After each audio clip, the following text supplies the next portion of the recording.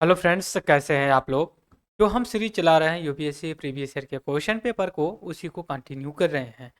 हम आपको कई बार बता चुके हैं, फिर भी हम इस लेक्चर में आपको आपके साथ जो कि डिस्कस करने वाले हैं कि हम किस तरीके से, किस आधार पे और किस किस पार्ट में क्या क्या हम डिस्कस करने वाले हैं। ठीक है, हमने पिछले कई बार एक क्वेश्चंस का एनालिसिस किया है। जैसे असिस्टेंट कमांडेंट होता है, सीडीएस एनडीए यूपीएससी का जो आईएएस का एग्जाम होता है, उनमें जो जनरल स्टडी प्रीलिम्स या ऑब्जेक्टिव टाइप के जो क्वेश्चंस होते हैं, उनको हमने हैंडल किया है। तो आज का जो मैंने टॉपिक डिस्कस करेंगे, उसमें हम वहाँ से जो सीएसएफ का जो एग्ज़ाम होता है, ठीक है, असिस्टेंट कमांडेंट का, जो एक्स सर्विस मैन होते हैं, जो सर्विस में होते हैं, उनके लिए वहाँ से हम जनरल स्टडी का जो पेपर उठाए हैं। एक दो लेक्चर में हमने एनालिसिस किया है कौन से सेगमेंट से कितना क्वेश्चन आते हैं। जो ये हमारा डिस्कशन होगा, ये दूसरी हिसाब का, मतलब उसी का एक एडवांस वर्जन होगा कि सब्जेक्ट वाइज हम उस क्वेश्चन पेपर को डिस्कस करेंगे। एग्जाम्पल के लिए देखिए, हमने जो पहले प्रीवियस में जो कि पहले जो हमने डिस्कस किया था, उसमें हमने एक जनरल एना एनालिसिस की बात की थी कि वास्तव में क्या एनालिसिस है, किस आधार पे ये फंक्शन करता है और किस सेगमेंट से जो कि सवाल पूछे गए हैं। एग्जाम्पल के लिए जैसे मान लीजिए जियोग्राफी का सवाल होगा, पॉलिटी का हो सकता है, इकोनॉमिक का हो सकता है, हिस्ट्री का हो सकता है, economic, ecology, environment, etcetera etcetera. इन सभी का एग्जाम्स जो होते, मतलब जो क्वेश्चन पेपर होते हैं, वहाँ से डिस्कस किया हमने, एनालिसिस कर लिया कि इनका लेवल क्या है। ठीक है, हमने लेवल के बारे में डिस्कस कर लिया। और अभी हाल ही में आईएएस 2024-23 का जो कि फाइनल रिजल्ट आया है, और 16 जून 2024 में 24 का जो कि प्रीलिम्स एग्जाम होगा, तो उसके लिए स्पेशली जो I E S I S P T prelims 2024 का जो 16 जनवरी, सॉरी 16 जून को जो होने वाला है, उसके लिए काफ़ी यूजफुल होगा। तो इसमें आज जो मैं डिस्कस करने वाला हूँ आप लोगों के साथ, आज इसमें मैंने पॉलिटी का, ठीक है, टॉपिक, या बोल सकते हो कि जो मैंने आपका सब्जेक्ट चूज किया है, वहाँ से हमने पॉलिटी पॉलिटी में और भी सेगमेंट होते हैं, बट हम जो आर्टिकल होता है संविधान का आर्टिकल, या हिंदी में इसको अनुच्छेद जो बोलते हैं, इस पॉइंट ऑफ व्यू से हम इसको डिस्कस करने वाले हैं। तो इसलिए आपके लिए बेनिफिट होगा। हम देखिए, ऐसा होता है कि हम आंसर बता के चले जाए, किसी ने कमेंट बॉक्स में भी डाला था कि सर आप सीधे आंसर की डाल दिए होते, तो मेरा मानना ये है आंसर की आपको कहीं से भी मिल जाएगा, बट मैं जो डिस्कस करने वाला, जो मैं बताना चाहता हूँ, जो मैंने अपने 15 साल के एक्सपीरियंस में जो कि एनालिसिस किया, ये जो कि फील किया कि नहीं, इस तरह का कोई टीचर हो और ऐसे जब पढ़ाए तो हमें जो कि अच्छा नॉलेज और सब्जेक्ट पे पकड़ होगी। जनरली लोग क्या करते हैं, क्वेश्चन उठाते हैं, उसको ऑप्शन बता करके चले जाते हैं, but A B C D तीन ऑप्शंस, चार ऑप्शंस होते हैं। ठीक है, यहाँ पे 4 ऑप्शंस होते हैं, A B C and D. कुछ लोग कहते हैं चलिए इस क्वेश्चंस का जो है option B is correct, but दोस्तों एक चीज और रियलाइज करिए, बाकी जो ऑप्शन ए सी और डी है, इनमें कैसे आप इसको बता सकते हो वो गलत क्यों है, वो किससे रिलेटेड है, क्योंकि ये भी तीनों ऑप्शंस जो दिए गए हैं, किसी न किसी फंक्शन में काम करते हैं। तो इसी के पॉइंट ऑफ व्यू से हम डिस्कस कर रहे हैं। जैसे मान लीजिए आपसे सवाल पूछ लिया जाता है, फंडामेंटल राइट, ठीक है, फंडामेंटल राइट किस पार्ट में, ठीक है, किस पार्ट में मेंशन किया गया है इंडियन कॉन्स्टिट्यूशन के। मान लीजिए ये कर दिया सेकेंड पार्ट में, बी बोल दिया 4 पार्ट में, सी बोल दिया 3rd पार्ट में, और डी बोल दिया जो है कि 5th पार्ट में। तो अब देखिए, अब कोई बताएगा तो कहेगा कि चलिए part 3 is belong to Indian constitution and under mention the fundamental right, तो ये सफिशियंट है, इज द करेक्ट। बट और भी ऑप्शंस बचते हैं ना, कि बी, ए बी और डी। जो पार्ट बी है, पार्ट जो 2 है, एक किससे बिलोंग करता है, पार्ट 4 किससे बिलोंग करता है, पार्ट 5 किससे बिलोंग कर रहा है। That is a matter of the questions, how to solve the previous year questions paper. Why the toppers always suggesting they read the multiple times the syllabus as well as previous year question paper and make the proper notes of the previous year questions paper। अगर आप previous year question paper के notes भी बना देते हैं। तो आपके approximately 50% आपका अपना सिलेबस आपका उस सब्जेक्ट पे कमांड बन जाता है। That's why I am taking to solve the questions of the UPSC as well as state PCS as also। तो आपको जब ये सभी चीज़ों को हम एनालिसिस करते हैं तो हमें जो पता होता है कि नहीं हमें कैसे करना है। आज जो मैं डिस्कस करने वाला हूँ, मैं पहले क्लियर बता देता हूँ आपसे। जो अनुच्छेद आएंगे हमारे चार या 5 क्वेश्चंस हैं जो हमारा आर्टिकल से कनेक्ट है। जनरली आपका फंडामेंटल राइट से ज़्यादा आर्टिकल्स पूछे गए हैं और एक जो है कि आर्टिकल 102 से पूछा गया है। तो इसमें जो आर्टिकल जो फंडामेंटल राइट है 12 से लेकर के हमें पता है 35 के जो आर्टिकल्स हैं उनमें हैं। और ये तो आर्टिकल का हो गया। दूसरी चीज़ जो पार्ट का दिया गया है किस पार्ट में है, तो ये पार्ट 3 से, इसमें ज़्यादा रिलेटेड दिया गया है। घुमा फिरा करके 4 से 5 क्वेश्चंस पूछा गया। और एक चीज़ मैं और आपसे शेयर करना चाहता हूं कि जब आप कॉन्स्टिट्यूशन में आर्टिकल्स को पढ़िए, ठीक है, आर्टिकल अनुच्छेद को पढ़िए तो बस केवल अनुच्छेद मत पढ़िए, उसको कुछ अलग तरीके से सब्जेक्टिव और इंटरेस्टिंग टाइप के बना करके पढ़िए। नहीं तो बहुत से आर्टिकल्स होते हैं, आपको कितना याद करना पड़ सकता है। तो जनरली यह भी चीज़ है कि आर्टिकल 1 से लेके 51A तक जितने भी आर्टिकल्स दिए गए हैं यहाँ से 1 से 51A तक, उनको आपको 99% श्योर होना चाहिए और आना चाहिए ऑन फिंगर पे, क्योंकि 70% जो क्वेश्चंस होते हैं आर्टिकल के बेस्ड पे यहीं से पूछे जाते हैं।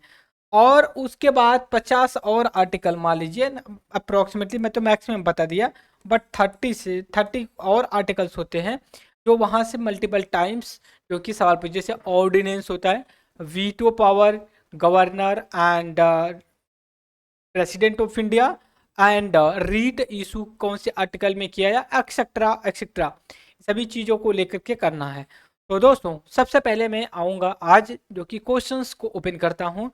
ओपन करने के बाद आपके साथ डिस्कस करूँगा हाउ टू सोल्व। मुझे लगता है कि 8 से 10 ऐसे आर्टिकल हैं जो आज हम 5 क्वेश्चंस में सॉल्व करने वाले हैं। तो सबसे पहले यहाँ पे देख सकते हैं कि मैं आपको आर्टिकल 14 बता दूँ सीधे, नहीं तो मज़ा नहीं आएगा।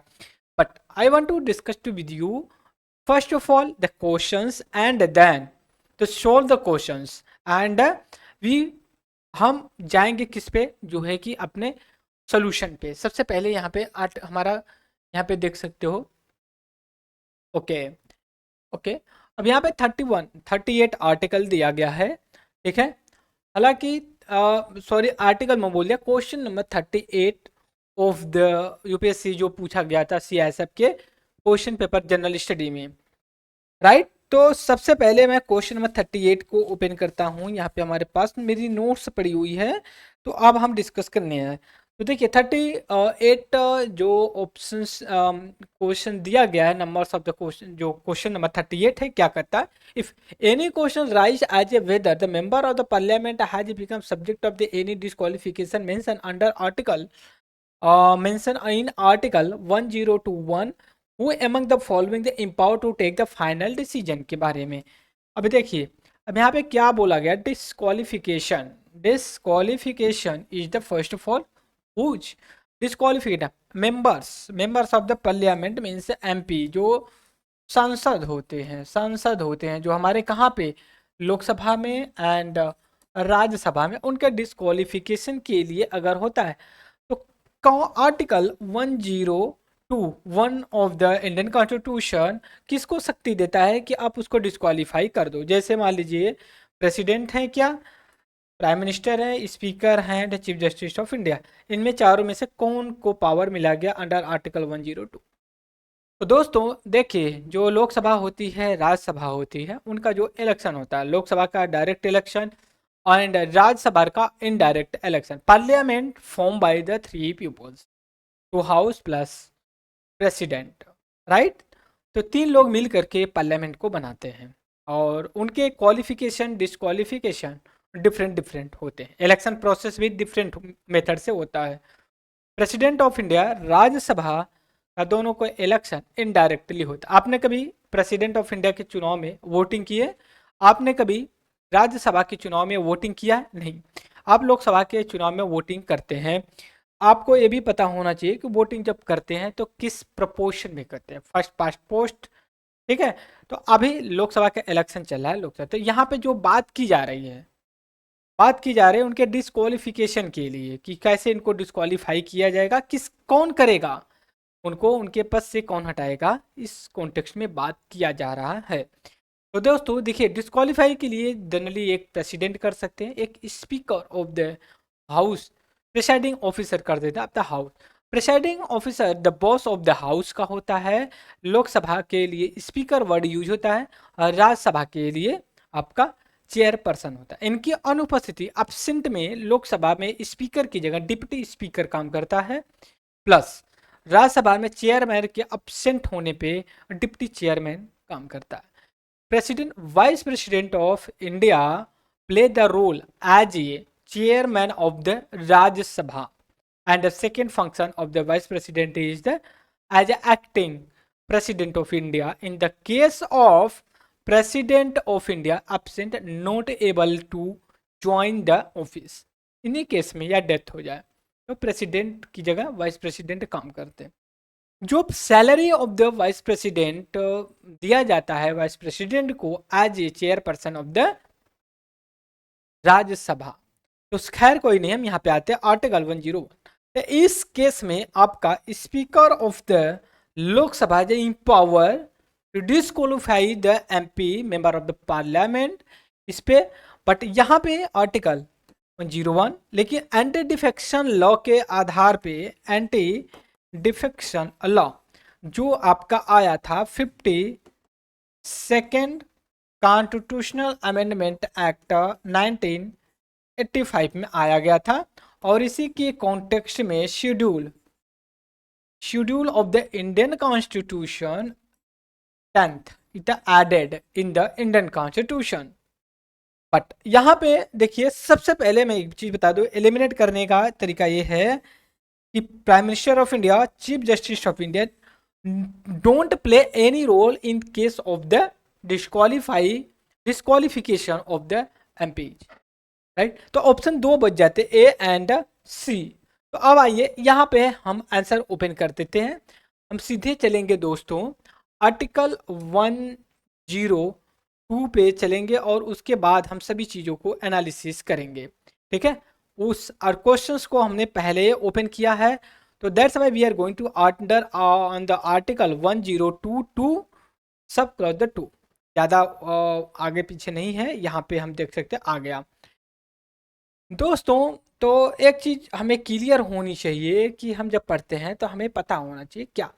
देखिए, जब आर्टिकल 102 की बात करते हो उसमें एक sub section of the article 102 का 2 दे रखा था, तो अब इसमें देखिए 1 दिया गया। अब इसमें क्या कह रहा है, डिस्क्वालिफिकेशन फॉर द मेंबरशिप, ठीक है। ए person shall be disqualified be the choose and the being the member of the either house the parliament, कब किया जा सकता। बट यहाँ पे पूछा, जब क्वेश्चंस गया था क्वेश्चन नंबर 38 में, ये पूछा गया कि अंडर आर्टिकल 102 एंड 2 के अंतर्गत क्या मेंशन किया जाता है, ठीक है। तो अब आएंगे हम ऑप्शन 2 पे। देखिए, इसमें आर्टिकल सीधे अगर सवाल पूछा जाए, the disqualification of the member in the parliament under which article ये मेंशन, तो you can say article 102 is for the disqualification. अब आते हैं, हम देखते हैं सबसेक्शन जो 2 दिया गया है उसमें क्या कहते हैं। देखिए, यहाँ पे दिया गया है subsection, a person shall be disqualified the member of the either house of the parliament, ठीक है, if it is so disqualified under article 10th schedule, right. तो who is the power to disqualified the member of the parliament, इधर Lok Sabha and Rajya Sabha, is a presiding officer, means in the Lok Sabha speaker and Lok Sabha Rajya Sabha is a chairman. तो आपको options अगर यहाँ पे clear अभी नहीं हुआ है तो अब क्लियर हो जाएगा कि किसको पावर दी गई है डिस्क्वालीफाई करने के लिए। आर्टिकल 2, ये देखिए आर्टिकल मैंने 1021 के बारे में पूछा, लेकिन अगर यहाँ पे ये 2 दे दिया होता तो आप इसको बोलते स्पीकर अंडर शेड्यूल थे, बट स्पीकर पूछा है आपका 1021 के अंतर्गत, तो shall be president of India here here some part of, ठीक है। एक सेकेंड, थोड़ा सा अब हमें टाइम दे दीजिए। अब देखिए, अब एक वाले में पूछा हुआ है तो कैसे इसको डिस्क्वालीफाई करेंगे ये पता होना चाहिए। एक second,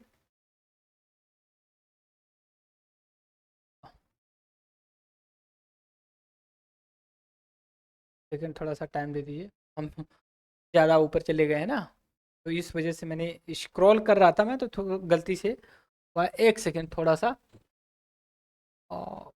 okay okay okay okay, हाँ ओके।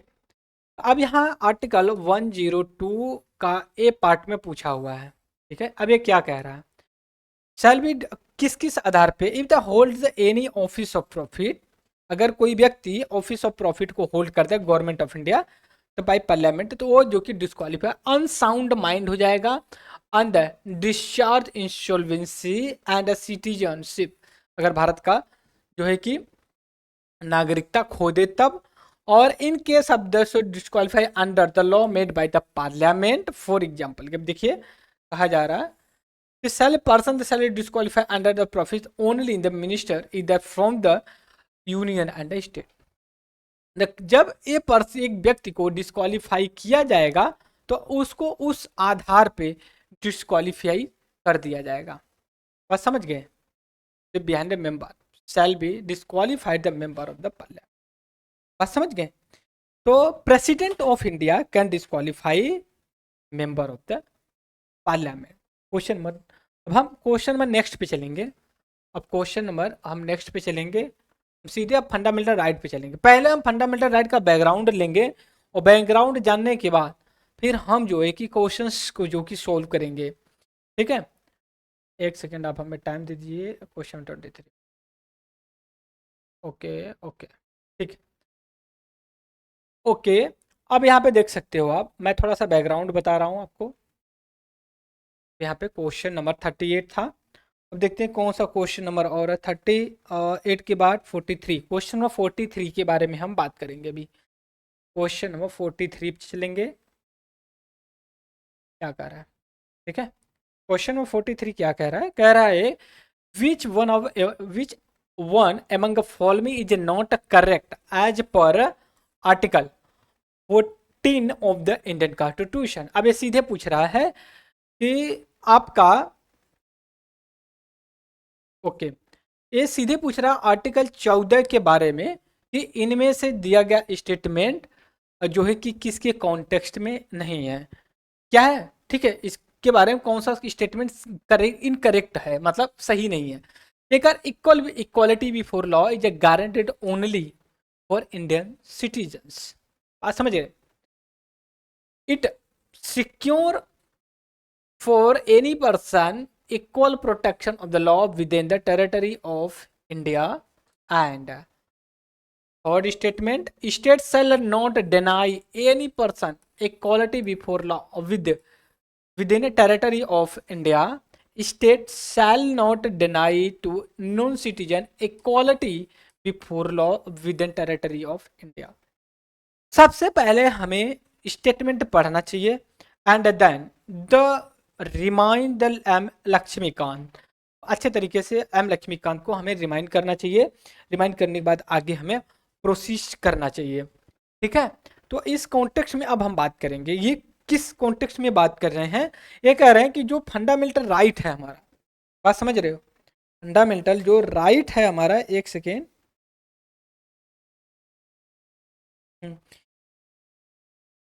अगर हम नट सेल में इसके बारे में बात करें तो ये कह रहा है कि जो आर्टिकल 40 है वो क्या कहता है, और दूसरी चीज फंडामेंटल राइट हमारा क्या है।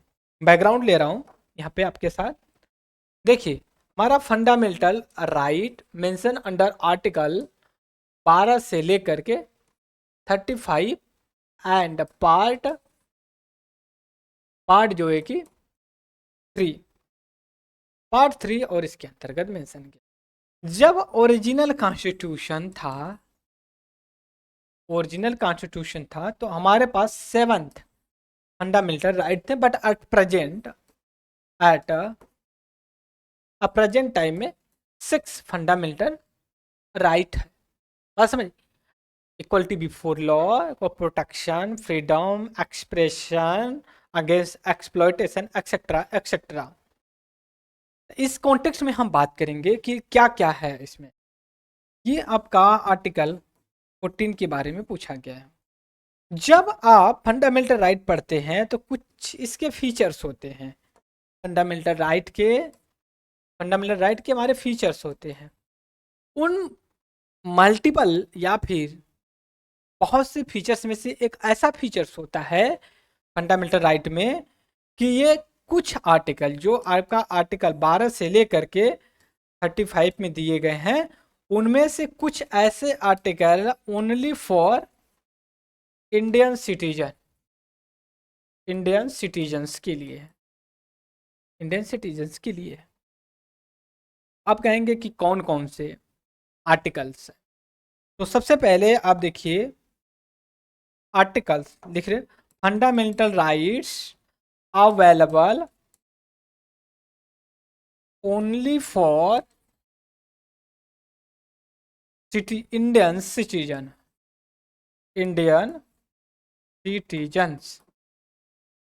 बात समझ गए, ओनली फॉर इंडियन सिटीजन्स। कौन सा है? 6 से 7 है। Article 15, article 16, 19, 29 and 30।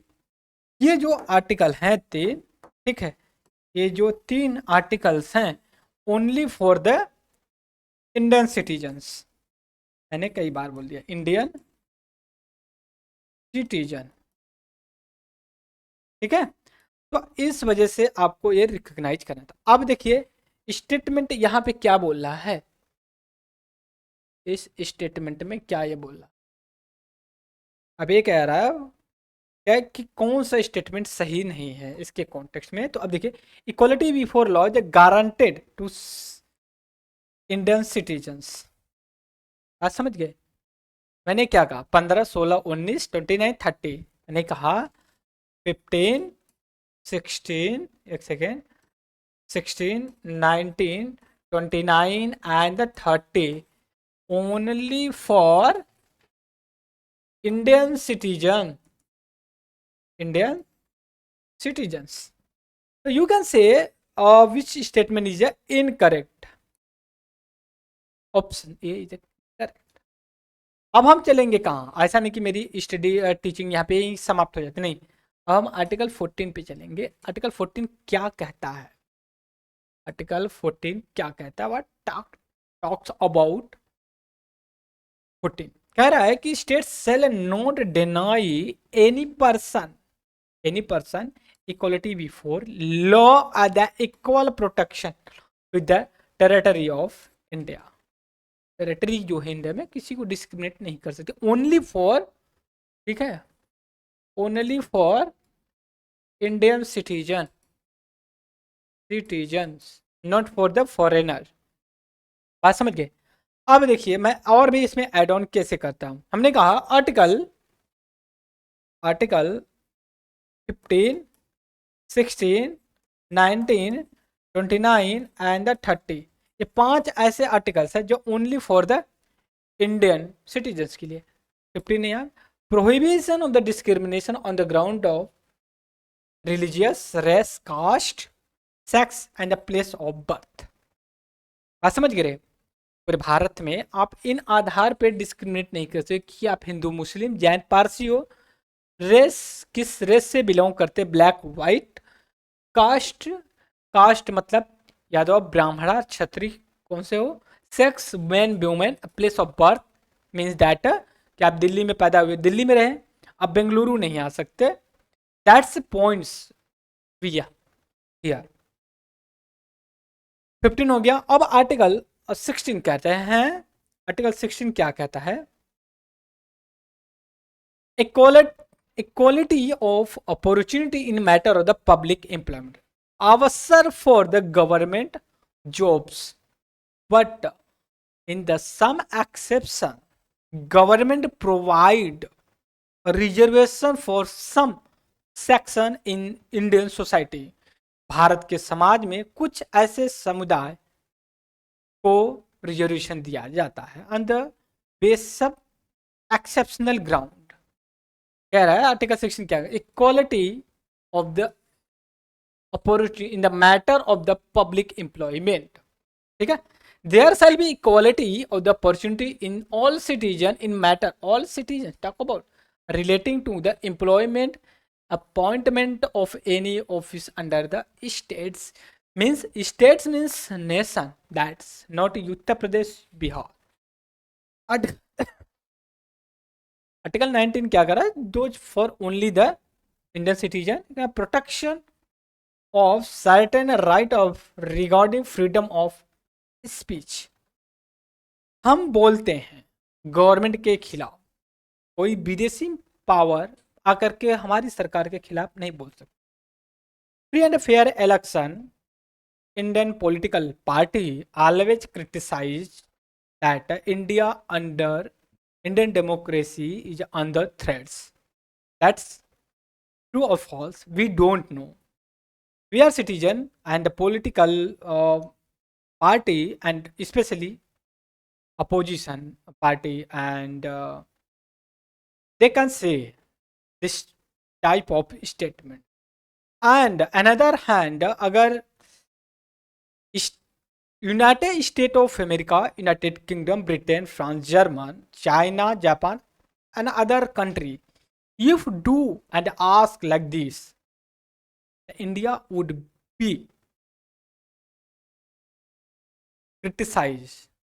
वो ने कहेगा कि आपको ऐसा नहीं है कि आप हमें क्रिटिसाइज करें। हम हमेशा आप सुनते होंगे कि हमारे specially Jaishankar, India don't need any lesson from the western and foreign, from the foreign country how to run the democracy, because India the 75 year for independent and year by year, election by election achieve the hike of Indian democracy. Indian democracy हमेशा एक achieve की है। तो इस context में बात की जाए, अगर इंडिया के बारे में बात की जाए तो यह स्पीच की बात की रहा है। अब ये क्या कह रहा है कि प्रोटेक्शन की बात की जा रही है, जो कि all citizen freedom to speech expression peacefully and without arm assemble form the association union the free movement throughout the territory of India.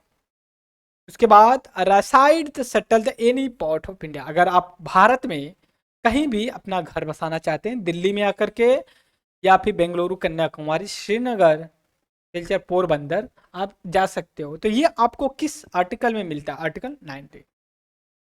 और भी nothing is the sub clauses, अलग चीजें हैं। और आर्टिकल हम 29 पे चलेंगे। 29 क्या कहता है, क्योंकि हमने क्या कहा आर्टिकल 15, 16, 19, 29 एंड 30 जो available only for the Indian citizens, right. तो अब आते हैं हम आर्टिकल 29 के बारे में पढ़ेंगे, और भी हमने अंडरलाइन कर रखा है। आर्टिकल 29 ये कहता है कल्चरल एंड एजुकेशनल राइट, जो हमारे फंडामेंटल राइट 6 हैं उनमें से एक ये भी है, ठीक है। कल्चरल एंड एजुकेशनल राइट कह रहा है कि protection of interest of the minority, minority में जो है उनका इंटरेस्ट जो कि प्रोटेक्ट किया जाएगा। थर्ड बोलता है 30, right of the minority to establish administrate educational institution, Muslim मदरसा है, क्रिश्चियन अपनी क्रिश्चियन मशीनरी यूज करते हैं, ये कर सकते हैं। That's why we are saying to right, right, only for Indian citizens, right. अब हम आगे आते हैं, अब आएंगे क्वेश्चन नंबर नेक्स्ट पे बात करेंगे। कौन सा क्वेश्चन नंबर अब होगा हमारा,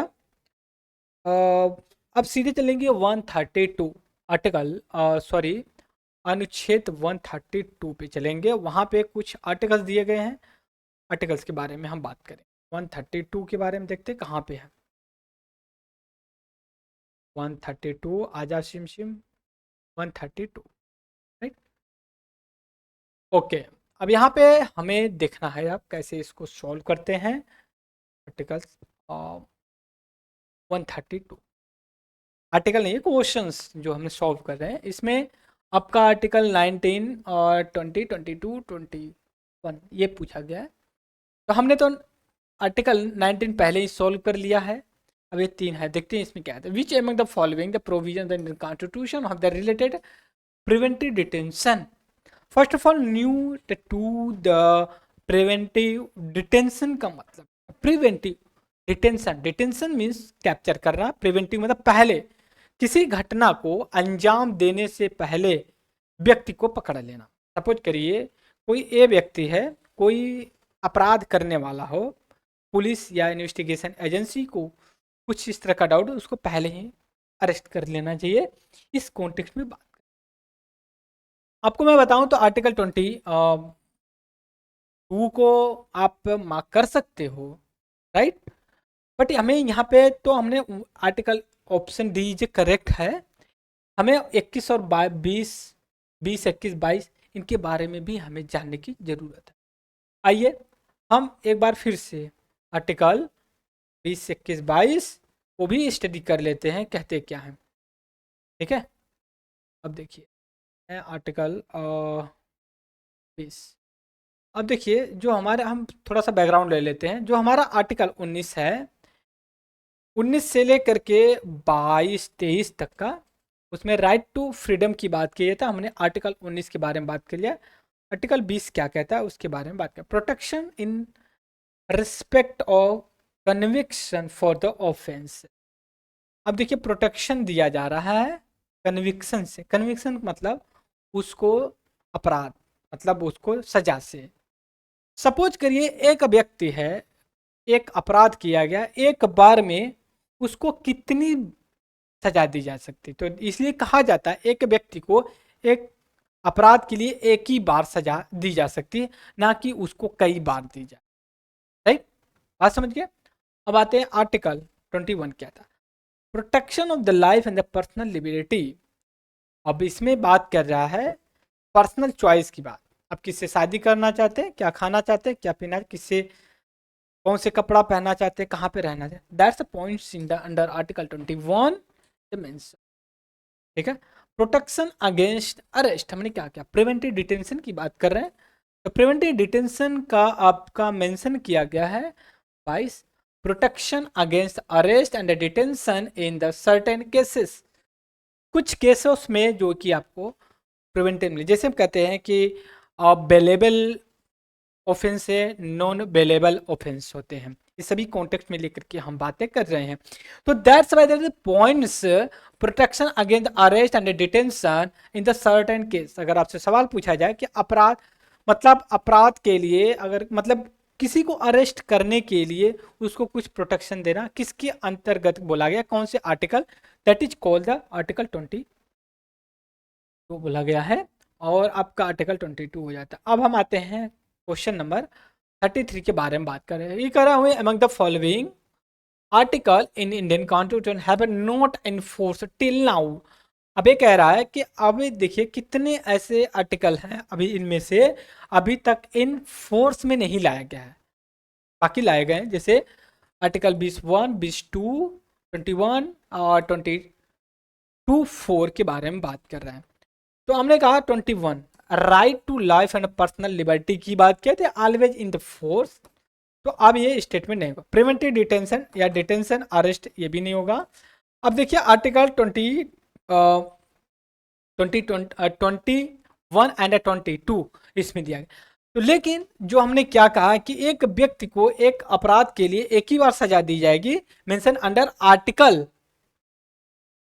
ठीक है, मेंशन अंडर आर्टिकल 22 में यह कहता है कि एक व्यक्ति को एक ही बार सजा दे, ना कि 2 बार। अब यहाँ पे आपको दिखाते हैं हम आर्टिकल तो क्या कहता, यहाँ पे देखिए नो पर्सन, जो ऑप्शन दिया गया था ना 20 का 2 यही है, ये कह रहा है no person shall be prosecuted and punish for the same offence more than one. एक व्यक्ति को एक सजा के लिए आप एक से ज्यादा बार नहीं दिया जाएगा, यही अभी तक नहीं हुआ है। क्यों नहीं हुआ, क्योंकि आर्टिकल 20 में ही मेंशन किया गया है एक ही व्यक्ति को एक ही बार सजा दी जाएगी। अब आते हैं आर्टिकल नेक्स्ट पे आते हैं। क्वेश्चन नंबर एक आ रहा है कि which of the following article ना expressly provide under article 22 of the Indian code right to get bail, right to know ground arrest and ये भी ग्राउंड भी जानने का जरूरत होती है, बेल भी दिया जाता है, right not to remain detention beyond the 24 hours of the arrest without the authority, right to defend by the legal practitioner, the his choice। ठीक है, ऑप्शन डी इज करेक्ट। बात समझ गए। और लास्ट में हम एक क्वेश्चन और आर्टिकल क्वेश्चन नंबर 36 136 हिंदी में देख लेते हैं। भारत का संविधान में लिखित में किस उपलब्ध बाल श्रम को प्रोटेक्ट करता है, इंग्लिश में देख लेते तो ज़्यादा 36 का। ये कह रहा है कि इनमें जो आर्टिकल दिया गया है उनमें चाइल्ड लेबर, ठीक है, ट्रैफिकिंग, चाइल्ड लेबर, बैगार, लेबर बॉन्डिंग, किस article but not prevent state imposing compulsory. तो आपको 23, 24, 25, 26 सभी आर्टिकल के बारे में पता होना चाहिए। तो आर्टिकल अगर यहाँ पे देखेंगे क्या है, 20, एक सेकेंड,